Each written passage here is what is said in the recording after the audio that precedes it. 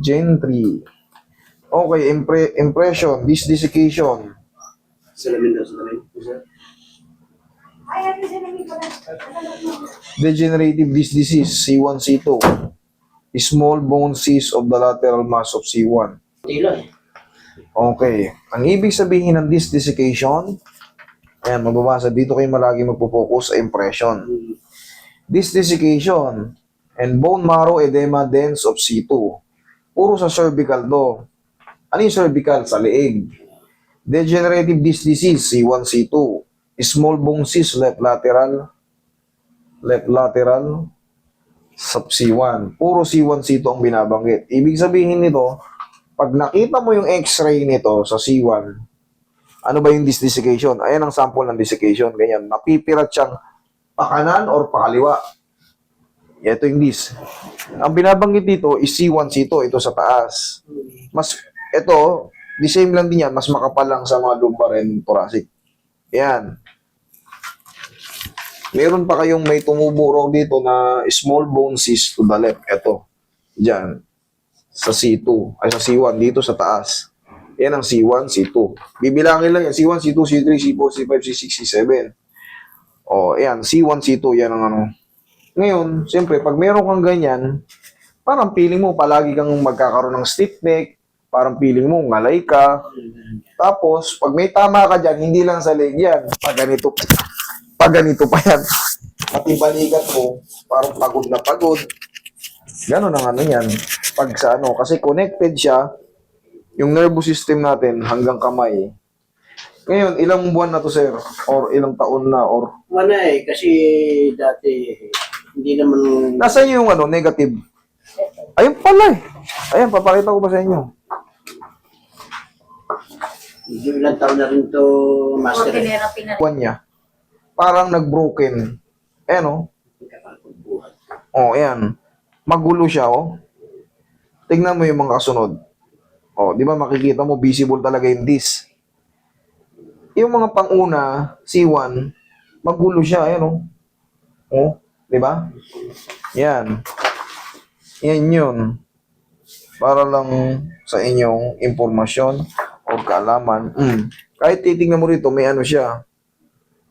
Palaging C1. Yung C2 mo, desiccation, hindi ganong halata. Pero yung C1 mo, kasi tinubuan nga nung parang cyst pa sa buto, parang rumble yung tubo.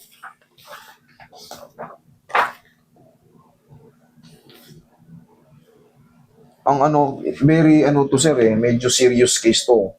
Ano to eh, direct to the brain kasi to. Direct to the brain yan. Ito yung C1 natin sir oh.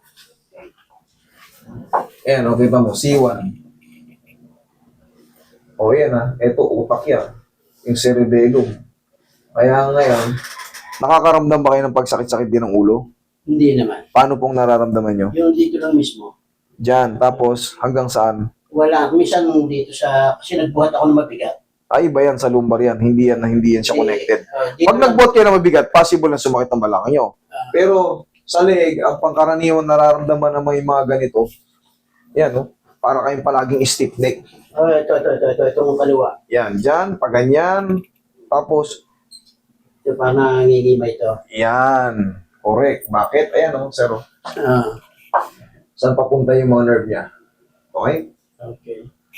Kaya wag na kayong magtaka kung bakit pati kamay nyo parang himay, parang... Parang nangingimay. Kailangan pag umiga ako, diretso lagi eh.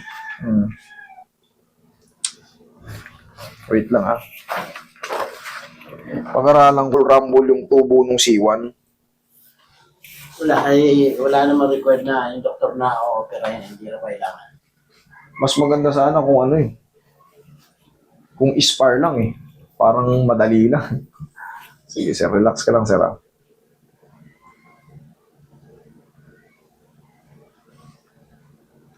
Pag pinindot ko to, eto, pinindot ko masakit. Wala. Okay, good. Eto, pag pinindot ko to, Wala naman. okay. Lingon ka nga ron, sir. Tignan mo. Kabila, Yan, medyo nahihirapan ako ng kaunti pag sa kaliwa. sa kaliwa, to the left ka nga, oh. Okay, relax lang, ha. Huwag mo lalabanan ha. Huwag mo labanan ha. Dali.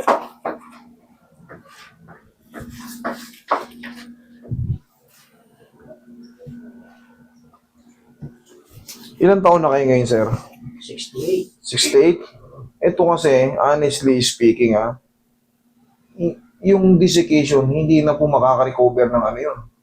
Talagang mapipirat palalo yun. Sa edad nyo pa, 68, mas lalong masasabayan ng aging. Okay.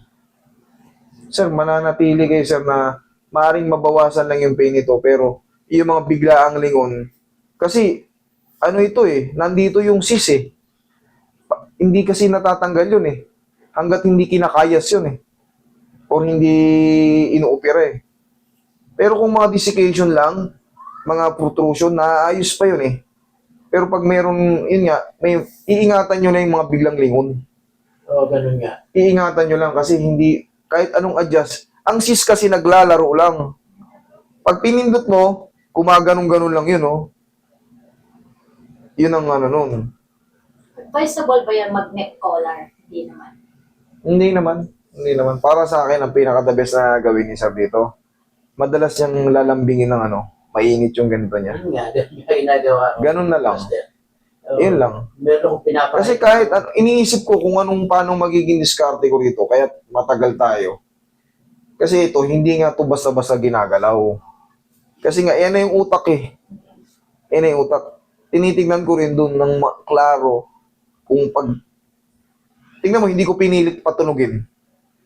Alam kong gumaganon siya, hindi ko na yung handle ko rito, medyo ang gagawin ko rito, pinalalambot ko tapos itatraction ko na, decompression na kagad.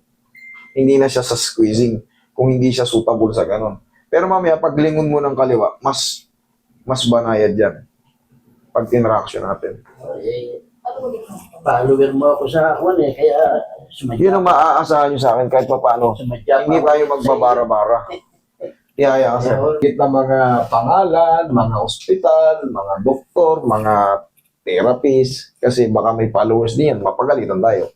Pag live, pero pag ang video-video lang, pwede nyo i-edit yan Pero pag live, mahirap na i-edit. Pag nabanggit mo na, record, marirecord na yan. Okay, inhale.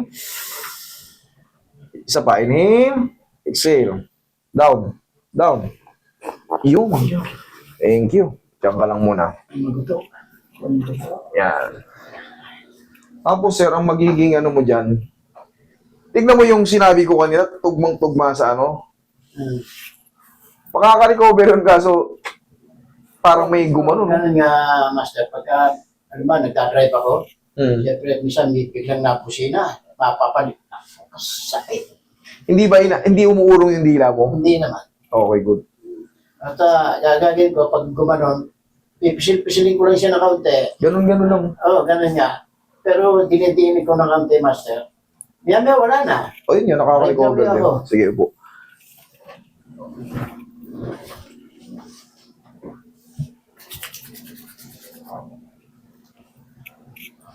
Pero yan sir, makakatulong yan sa mga desiccation, decompression yan. Ginawa natin, action. That is normal sa akin procedure sa ginagawa ko rito araw-araw. Pang kasi yun panghatak. Kung hindi ka mag-suited sa patagilid, dun tayo na sa shortcut na natin. Tapos ito, tandaan nyo, dito pwedeng mag-massage, pero ito, huwag yung didiinan yan. Pwede yung ganun-ganunin. Ganyan. Ito, mami, direct, utak na kasi yan Kaya, di ba, nakikita nyo sa boxing, ano yung binabawal? Don't punch behind the head. Tapos sa mga, yung pinamuyesarang pinapalo ng barel, yan yun, bagsak ka kagad yan. Kasi nga, utak na yan Pag diniinan mo ng malakas yan, pari kang mahilo or mag-collapse ka dyan pag malakas. Pero pag hihilutin mo, pag ganito lang, dito lang. Simula ito, Master, noong magbuhat ako, mabigat. Siyempre, pairi yun Pairi. Pero dito mo binuhat sa side na to. Oo, dito. O, kaliwa. O, to the left. Kasi bakit kami nahagdanan O ngayon, sir, tingnan mo. Lingon ka rito. Lingon ka rito. O, Ayos. o ayos. Okay, simple lang pero pinag-isipan ko ng maigi yan. Okay, bossing? Ngayon, ang pinaka-the best na gawin mo dyan,